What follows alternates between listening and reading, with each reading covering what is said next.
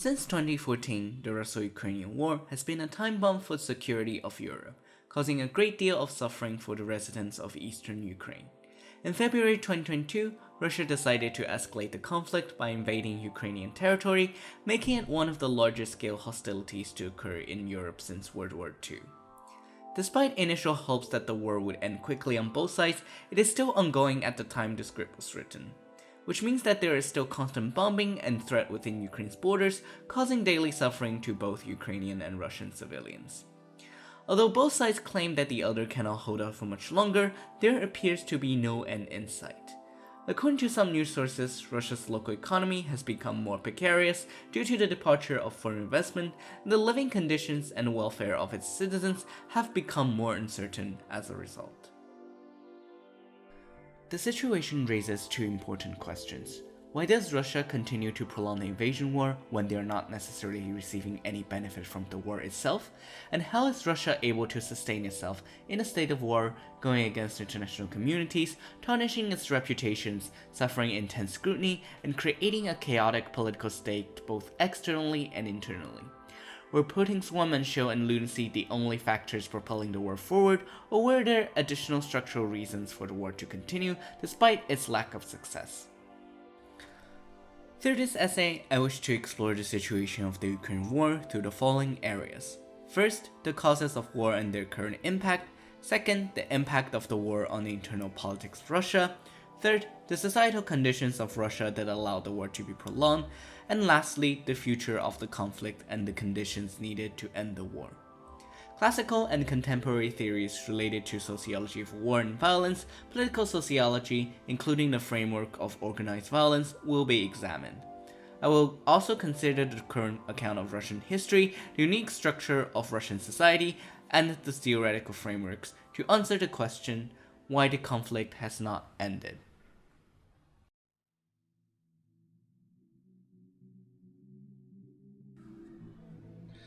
Before the invasion towards the mainland Ukraine happened in 2022, it is important to remember the war has already been happening since 2014, when Russia annexed Crimea, a majority ethnically Russian area with a strong pro-Russian separatist force exist. At the time, most international organizations and nations took a relatively neutral stance on the incident, stating that the primary cause of the annexation was local civil unrest and that Russia, and Putin in particular, should be condemned for failing to de-escalate the conflict, but not for launching an invasion. There are several social reasons why pro-Russian ideology is particularly prominent within the region. The most significant and obvious is related to the ethnicity of the Crimean people. Despite the predominant Russian population in Crimea, the region has historically accommodated various minority communities, such as Ukrainians and Crimean Tatars. Prior to the Russian conquest in the 1700s, the Crimean Tatars constitute the majority ethnic group. Consequently, the historical context reveals a dearth of unequivocal legitimacy regarding territorial claims. The intricate ethnic makeup of the Crimean region emerged as the primary catalyst for tension and political turmoil inside the area. The Crimean region is characterized by a complex political landscape consisting of three distinct factions. Firstly, there are Ukrainian-aligned parties that advocate for the further integration of Crimea into Ukraine. Secondly, there are Russian-aligned parties that aim to reduce Ukraine's influence in Crimea and increase dependence on support from Russia. Lastly, the Crimean Tatars aspire to establish an independent and legitimate ethnic state. Each faction actively pursues strategies and tactics to advance their respective goals while simultaneously discrediting the objectives of the other factions.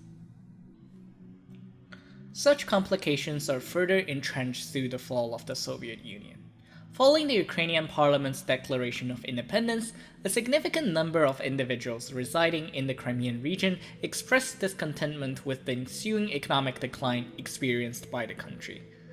These individuals drew comparisons between their situation and the more prosperous Russian economic reforms, leading them to believe that aligning with Russia would bring greater economic prosperity to both the region and its inhabitants. It is important to note, however, for the following decade, there is evidence where both the ethnic tension and political dissatisfaction within the region has decreased over the years. The economic situation of Crimea also significantly improved since the initial downfall from USSR by the time 2010s rolls around. And the majority of the media consumed within the region were Ukrainian affiliated, with many young people stop identifying themselves as Russian and affiliate themselves with Russian culture, rather supporting a newly formed Crimean identity, while even some of the most radical Russian supporters suggest a strong preference for peace over war. However, narratives that propose Crimea not only belongs to Russia, but would also benefit from joining Russia, hold considerable sway within mainland as well. Russian mainstream media extensively highlights the plight of individuals in Crimea, emphasizing the necessity of rescuing them from both economic destitution and the unlawful occupation of their land by the government, which also discriminates against their fellow Russians while promoting an unjust agenda in the region. The historical and ethnic tensions in Crimea were further intensified by the wider political situation in Ukraine during the early 2010s. This occurred as the public became divided over problems concerning the relationship between the Ukrainian government and the European Union. The pro-EU movement, known as the Euromaidan movement after their large-scale protest in 2013, advocates for stronger economic and social connection with mainland Europe. They also advocate for social progress and reforms, such as the inclusion of ethnic minorities and queer individuals. Meanwhile, the counter-EU movement, referred to as anti-Maidan in reference to their oppositional protests in 2013, mostly centered around traditional Orthodox doctrines, including portraying queer imagery as Western propaganda and displaying a fervent inclination towards bolstering Russian supremacy and embracing imperialist aspirations. It is important to highlight the role of social media propaganda played in pushing the agenda of the anti-Maidan movement further. During this period, various websites such as Facebook and Twitter disseminated specific advertisements endorsed by the Russian government under Putin's leadership to sway Crimean voters towards supporting independence from Ukraine. Additionally, numerous counterfeit accounts and social groups were established to propagate deceptive information and construct a false narrative that portrays the interests of Western nations as inherently corrupt and incompatible with Russian identity. While ethnicity and culture are important factors, the Russian government's involvement extends further. Throughout the past 2 decades, it actively promotes the broader ideology of the Russian world to counter Western influences, not only to destabilize the Crimean region and other regions within eastern Ukraine, but also to shape the perception of the government and stabilize internal power structures within the mainland. Through creating a narrative that there exists an inherent Russian world that are incompatible to the West, incorporating both Ukraine and Belarus, highlighting the common past exists between the nations, while establish the need for Russia to be the center of the hierarchy within this world. The government is able to successfully leverage its people in supporting more aggressive actions within its borders, gaining soft powers domestically to support its following imperialistic actions. In late 2013, civil unrest broke out following a prolonged period of growing tension in a local area and wider political scene, driven by Russia's clear intention to disturb the region. The disturbance was further instigated by the former President Yanukovych's rejection to ratify agreements with the EU because of Russian influence. Over the subsequent months, there were confrontations between Euromaidan and anti-Maidan organizations across southern and eastern Ukraine, with occasional instances of violence. Shortly thereafter, Russia opted to intensify the situation by deploying its military to bolster the independence movement in Crimea, thereby commencing the initial phase of its continuing incursion into Ukraine, marked by the annexation of the Crimea area.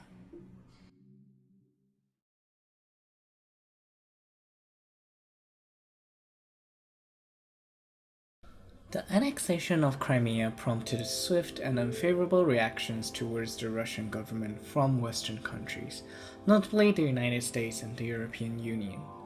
These responses primarily involved two actions. Firstly, bolstering the alliances among NATO nations and enhancing NATO's military capabilities along the eastern border, and secondly, imposing economic sanctions on Russia.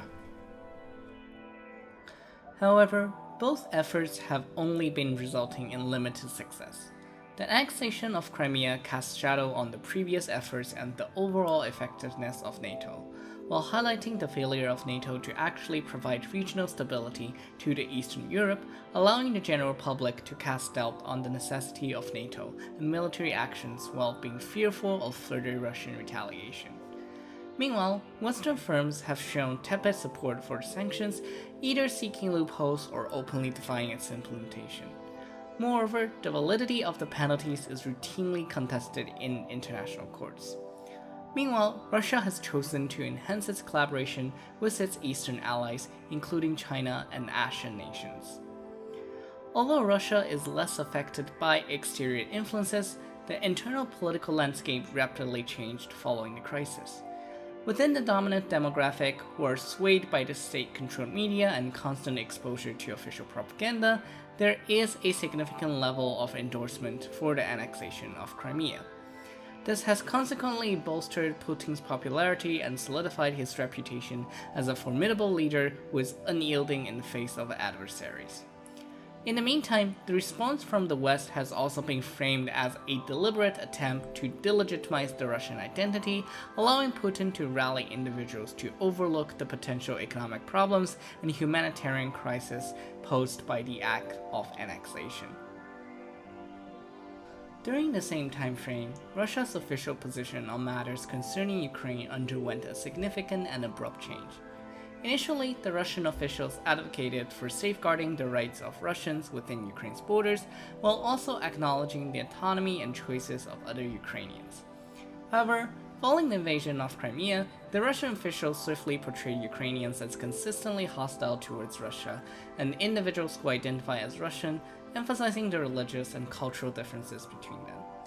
Even the most severe critics acknowledge that the annexation of Crimea is not fundamentally erroneous, but rather question the methods employed by Putin to obtain it, leading to minimal dispute regarding the legitimacy of the annexation inside Russia as a whole. As support for the integration of Crimea strengthens, the internal politics of Russia are becoming more cohesive. However, tensions within mainland Ukraine have been escalating since the occurrence. The supporters of the recently established government comprise various fragmented factions. Most of these supporters align with the left wing of the political spectrum, advocating for political and personal rights. Nonetheless, there is a significant minority of far-right individuals who sympathize with neo-Nazi ideologies and endorse the dominance of Ukrainian culture to counteract the influence of Russian identity. The friction between these two groups escalated rapidly as the latter exhibit growing hostility and alienation, frequently leading to hate crimes. This became a major issue for numerous ethnic minorities residing inside the borders of Ukraine.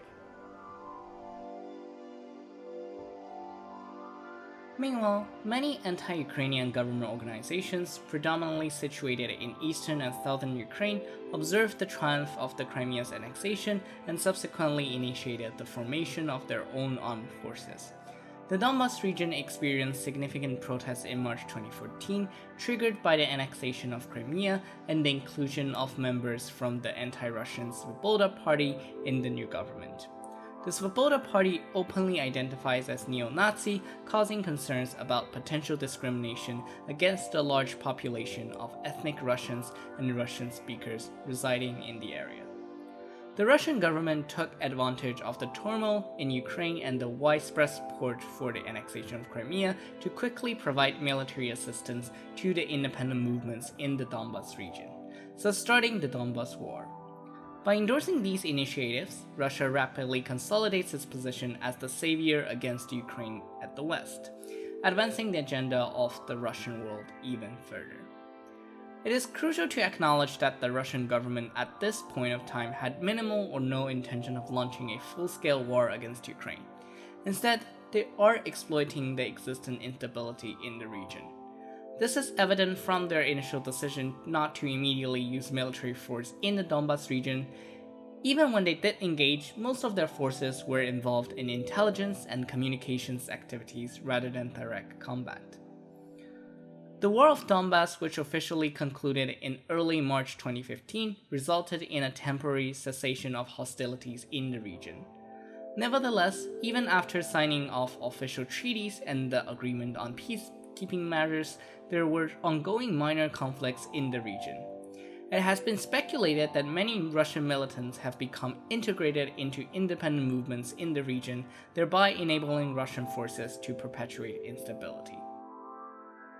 While the major conflicts had been resolved and would not resume until 5 years later, the circumstances of the Crimea and Donbas regions were permanently altered. The economic conditions in the affected areas were severely damaged, leading to the destruction of profitable industries like mining and oil. Additionally, many refugees were compelled to leave their hometowns and seek shelter in either Ukraine or mainland Russia. Unfortunately, these refugees faced challenges on both sides. In Ukraine, they were often viewed as potential threats to national security, while in Russia, they were frequently used as political pawns to reinforce the narratives of Russia's superiority over the West.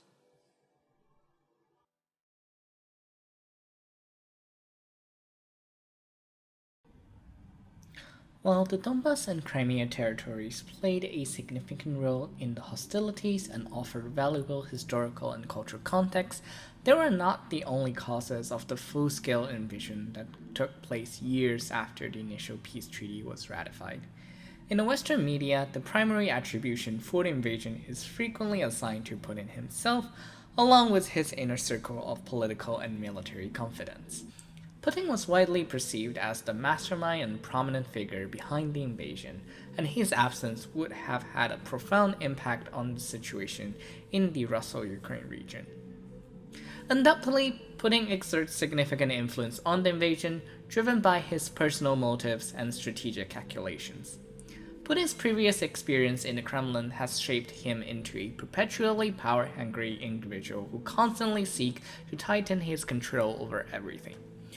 Through long-term propaganda efforts, he has been portrayed as a strong leader, effectively suppressing critics and independent media outlets.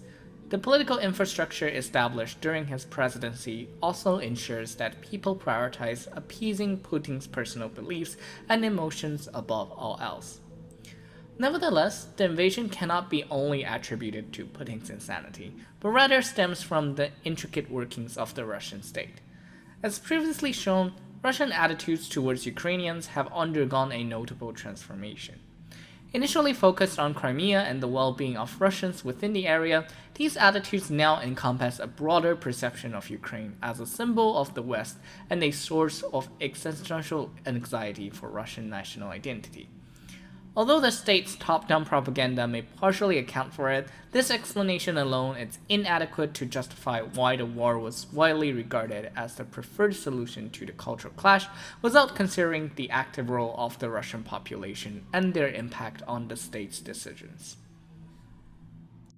To look for reasons beyond personal and cultural reasons, one theoretical framework we can investigate is the theory of organizational materialism. Charles Tilly, a prominent scholar who developed the theory, stated that war is a vital component of the state's function within the framework of organizational materialism, as it serves as an effective mechanism for social control, state expansion, capital accumulation, and resource extraction. Furthermore, organizational materialism scholars argue that modern state building is a consequence of war, where the distinction between allies and enemies is defined by national borders, while it also leads to cultural changes through war-related activities and promotes the development of institutions such as legal systems and financial structures, which enable the state to consolidate power. Such principles can be easily observed through the actions of Russia, particularly in relation to Ukraine. Throughout the years, as Russia grew larger interest within the Crimea region, the need to distinguish between what is Russian, i.e., those who live and shall live under Russian rulings with the centralized Russian state, and Ukrainian, i.e., those who are opposing the Russian state through national borders signified. Hence the birth of the concept Russian world, opposing the idea of the Western world. The annexation of Crimea and the invasion of Donbass further pushed the idea that the Russian state has a legitimate monopoly of violence over the ethnic Russians, consolidating cultural power with the political power that the institutions hold over the people within the region. In addition to expressing military power and consolidating political power through the explicit demonstration of violence, it is important to be reminded that the legitimacy of the state often comes also through economic activities and the ideology supremacy over the individuals.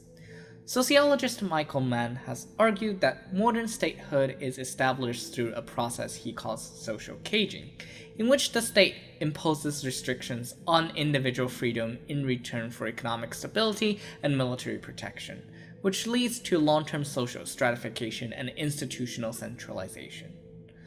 The process of social caging can be easily observed within Russian society after the invasion of Crimea. Immediately after annexation, the West quickly responded by imposing sanctions against the Russian economy. However, instead of pushing extra pressure against the Putin government, it was able to spin the narrative that the sanction is meant to humiliate and weaken Russia, rallying people to fear the existential dread that is the EU.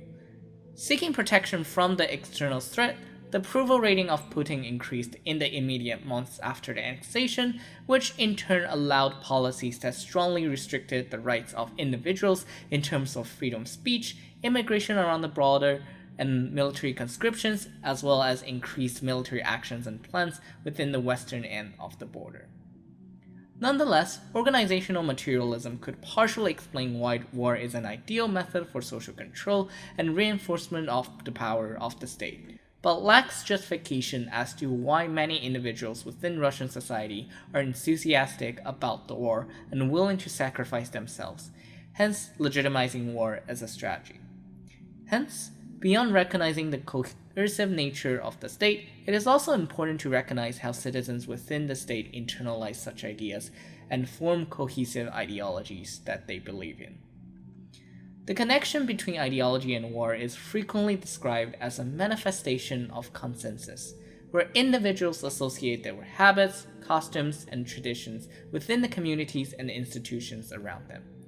This leads to labeling those who do not follow these actions as others outside the community, giving institutions and communities the authority to use violence and oppose change in the name of self-defense.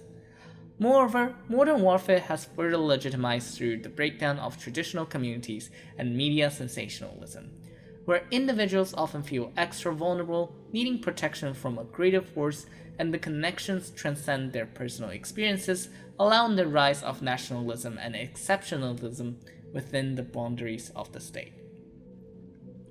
The ideologies of the Russian state are hard to define, but it is easy to identify why individuals associate with them in the event leading up to the invasion. The remnant of the Cold War from the USSR times still linger amongst the elder generations, blaming the downfall of a once glorious empire on the influence of the West, while the Western-centric worldviews constantly defy their own cultural upbringings and understanding of normality, pinning them to believe that the Westerners were the others. And within an environment where social stability often could not be guaranteed, in particular after the long stagnation of economic situations since the 2008 financial crisis, all making individuals vulnerable to ideological propaganda that proposes the West against Russia and the need to establish a Russian world. From then on, support for the war was born. In the simplest summary, beyond Putin's personal will, the need for stability and structure in an unstable time allowed individuals to give in their personal freedom towards the state, which further legitimized the acts of violence that the institution committed, allowing the state to push war onto those who were others and consolidate resources to benefit itself. The war is beyond a coincidence or a madman's choice, but a rational and intentional choice of the state to preserve itself at the cost of people both seen as others and individuals who belonged to the state.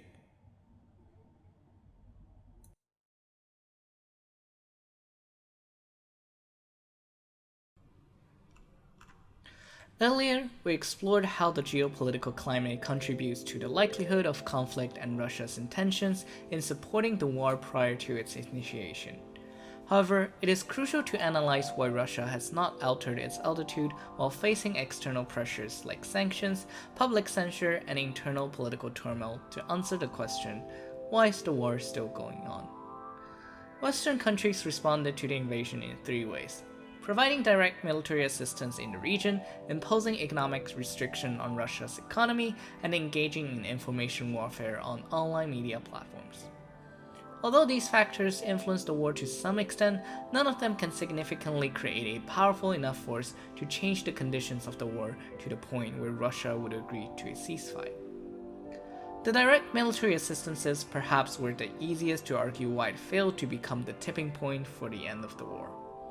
While countries within NATO, particularly the US, UK, and Poland, have provided supports in terms of both spendings and machinery towards Ukraine, the response from Russia resulted in extra militants, including Syrian mercenaries and the Chechen troops, to further engage in direct combat against the Western support. Though many speculate that Russia has been draining all its military power in dealing with the Ukrainian army supported by the West, it is important to note that the support has also been in danger of drastically decreasing due to both the domestic political contention within both the US and the UK and the normalization of the issue over the years, meaning less awareness channel and political support for future Ukrainian aid. Even from a historical perspective, military aids rarely became the factor that drastically de-escalated the status of the war. Previously in Iraq, the continuous military backing provided by the US to the government led by former Prime Minister Maliki resulted in heightened oppression of the Sunni ethnic community, leading to further uprisings in Sunni majority areas. Bhutan argued that military aid often creates incentives for regimes to rely on the military aids to survive the fallout and become more aggressive in their own actions, leading to more instability and insecurity for individuals. In the Ukrainian war, military aid has been beneficial in resisting the Russian invasion, but it is unlikely to be the decisive factor in altering Russia's strategy. The clear attitude of Putin is that the war should be prolonged regardless how grand the cost is, as it serves justice in resisting the Western control over the Russian world. As previously identified, the people's support for the war is influenced more by cultural and ideological factors rather than by belief in Russia's military capability. Therefore, Ukraine's military strength has limited impact on popular opinion about the war currently. The sanctions and pulling out of companies seemingly have an impact on the Russian economy at least. According to Ant and Ludma, the companies of Russia, especially those that are in industries that are targeted, have a significant loss in terms of both revenue and assets. In addition, the sanction has also been projected to stagger the long-term growth of Russia, while Russian retaliation has shown limited effect in countries outside its immediate borders and could hurt themselves more than other countries. However, despite the negative effect of Western sanctions, it is unclear that sanctions contributed to the anti-war sentiment in the Russian society. Historically, sanctions have often been framed as a tactic used by an evil external aggressor, and the inner opposition can then be prosecuted as the supporters of the aggressor. In addition, the economic effect of the sanction is often transferred to the already economically stricken, further fueling their anger towards the opposition. Connecting such sentiment with the strong ideological belief that the Western world is an inherent opposition against the Russian world, it would not be hard to understand why many believe that the purpose of the sanction was to weaken Russia and hence curate more support for the government in its strong stance. In addition, the sanctions could not be useful so long as the Russian government believed that they would not be sustained, and there are alternatives to circumvent the issues that the sanctions will cause. Since the initial sanction has been in place, Russia has been active in funding independent financial institutions and actively drawing fundings from alternative sources to counter the influence of the US and the EU. At the same time, the popularity of the sanction has also decreased over the years, with many people, though they still probably broadly support Ukrainian causes, now hesitant to support the sanction as concerns about costs and priorities emerged. Beyond direct military conflict and economic sanctioning, social media emerges as the new battlefield of information between the West and Russia. Even before the annexation of Crimea, Russia has been purposefully spreading propaganda in online social media spaces such as Facebook, Twitter, now X, and regional medias. Since the annexation, the Russian government has been purposefully curating narratives within social media spaces through awarding Kremlin-aligned media posts, fabricating false news events, and controlling internet trolls to contaminate legitimate discussions. In the meantime, the West has been employing tactics to counter the narratives of Russians. The way narratives spread in the West, in contrast to Russian media, has been largely decentralized, mostly with individuals who do not share apparent relationships with the government, sharing their personal stories and creating genuine connections with their audience to elicit emotional and empathetic responses. In addition, as the Ukrainian President Zelensky previously worked within the entertainment industry, the experience has also allowed him to be naturally appealing on camera, generating apathy amongst the viewers. The social media stories have been effective in influencing the decisions of people on both sides. The narrative pushed forward by pro-Russian media, including those that defame the International Monetary Fund, the EU, and the current Ukraine government, have been shown to have a strong correlation with showing a neutral or negative attitude towards policies supporting Ukraine, though whether the narratives are the direct cause of support is unclear. Simultaneously, using platforms such as Facebook groups, people from the West are able to bond through the traumatic experiences and heal mental health through verbal expression. Though the high visibility of information generated awareness of events across the world, whether social media can generate crucial momentum changing the direction of the war is unclear. Social media, despite being vast and diverse, is a highly segregated space where people share similar sentiment, often only view, comment, and share information which reaffirm their previous beliefs, creating strong echo chambers. Even when interactions happen, they have often resulted in arguments which strengthen their own belief that the opposing party often is unreasonable and irrational, further polarize the online communities apart. Within the context of the Ukraine war, with many individuals within Russia already supporting the Putin-led government and the right-wing sentiments surrounding the narratives proposed, in addition to the language barrier, they are more likely to stay within the information bubble filled by Russian propaganda rather than interacting with stories from the perspective of the West in a rational and open-minded manner. Furthermore, as the war has been intrinsically linked to the national identity of individuals, many of the communities have actively blocked the existence of potential outsiders who do not partially or completely identify with said group, further locking away opportunities to engage. Worsening polarization is the censorship, either by the Russian government directly or by the self-censorship of the Ukrainian supporters within Russia. Through threats, forceful blocking of certain sites, and criminal charges, individuals are often forced to silence their voice to protect their safety and that of those who are around them. Many of these supporters then subsequently migrated out of Russia, further preventing them from voicing their opinions from within the country. With most tactics failing to change the status of the war, it is natural to wonder, will the war ever end? Especially after 10 years of never-ending back and forth with no mutual agreement in sight. Will the war be a perpetual state that individuals within Ukraine, particularly those who live in Donbass and Crimea, must endure?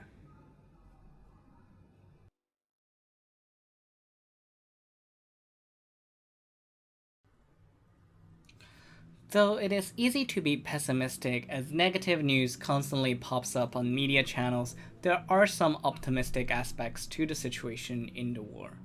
In recent history, most wars ended with a peace agreement or a ceasefire after a certain period, and often the weaker actors ended up being victorious in defending themselves against the stronger actors.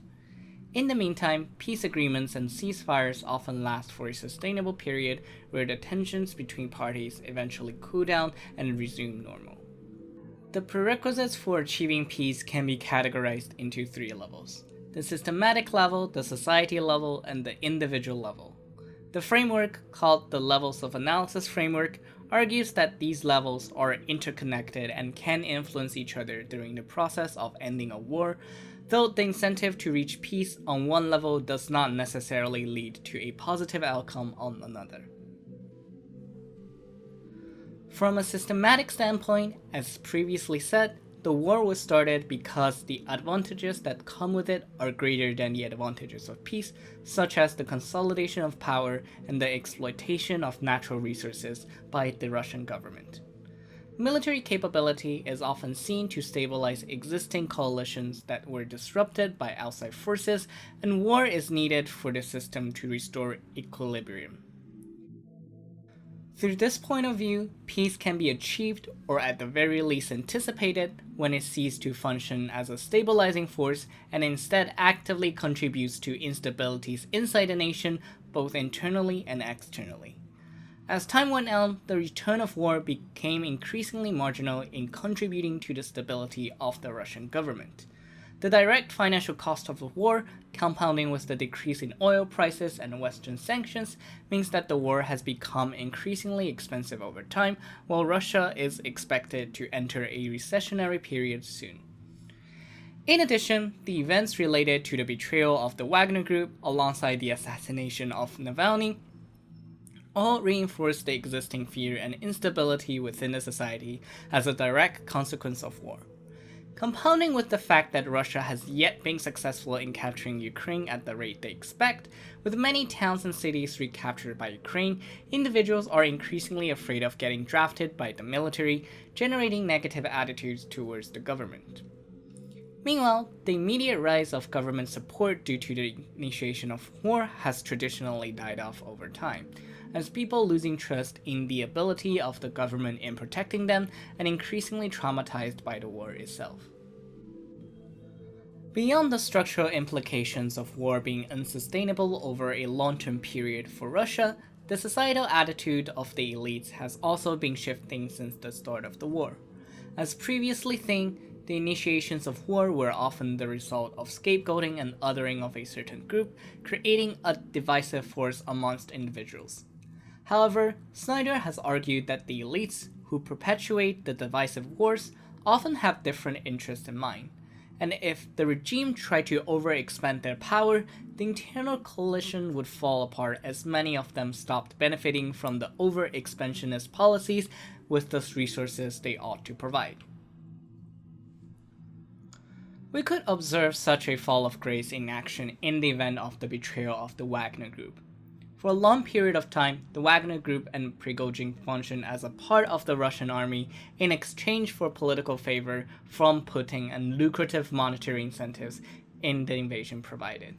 However, as time went on, the mercenary group could not see the war end in sight, causing a significant increase in the cost of providing people. In addition, Prigozhin has become increasingly frustrated with the Russian government bureaucracy, even going as far as directly clashing with the Ministry of Defense himself. Subsequently, as the benefit of participating in the war on Putin's side became increasingly marginal, Prigozhin decided to turn on Putin, hoping the war could be ended sooner with his actions. Although the insurrection ended with Putin successfully rising to power and being able to prevent the coup with the help of Belarusian President Lukashenko, it did demonstrate that the Russian elites do not have a uniform view on the status of war, and should the war drag on, the more likely Putin is to face infighting amongst his own cabinet, which creates factions that generate instability within society. With instabilities and infighting on both structural and societal level, it is hence easy to observe individuals changing their position in what is best for their interest. As time went on, the enthusiasm of war on Ukraine has died down domestically, with an increasing amount of young individuals being skeptical of the Putin regime, and the vast majority of the individuals oppose a second wave of mobilization in military actions. It is crucial to note that war is often unpredictable, and geopolitical tensions can change drastically within the span of months or even weeks. However, there is hope, as though the war is currently sustaining itself, Whether it could sustain itself in the longer term seems increasingly questionable as it drags longer.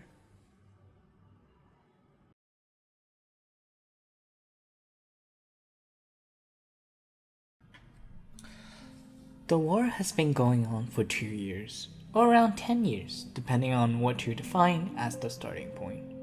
Countless individuals lost their lives in the process, and countless more were traumatized, forced out of their communities, lost their ability to conceptualize the horror and grief they face, and altered their life trajectory forever. There's no real way to heal unless the horror stops. Regardless of where you are or who you are, being constantly reminded of a war that seemingly has no end does not bring hope. It is easy to open social media and wonder what is going wrong with the current world. Will the world ever be normal again? In this essay, I have investigated the historical and cultural reasons behind the war, the sociological reasons that allowed the war to be initiated and prolonged, and most importantly, whether there could be an end to the war. Through this, I seek to provide insights that not only help people rationalize what they see and hear about Ukraine war, but also to provide hope. The hope that the war one day will end, and there is a glimpse of a light on the horizon, and a chance that the world can resume to normal, at least in relation to the Ukraine war. There needs to be hope because it is hard to fight without any hope. However, even with only a glimpse of hope, people will continue to fight against injustices and make a better life for themselves and those around them. There is no less true for people at wartime. I hope this essay is beyond informative, but also provides hope to those who may have lost it, to say to them, keep on fighting. There's nothing better to end the essay than a poem by Ukrainian poet Lesia Ukrainka. Composed in the 1890, it illustrated the author's strength despite her unfortunate political prosecution and bodily circumstances. It is one of the most hopeful and beautiful pieces of poetry, and I hope it grants you strength.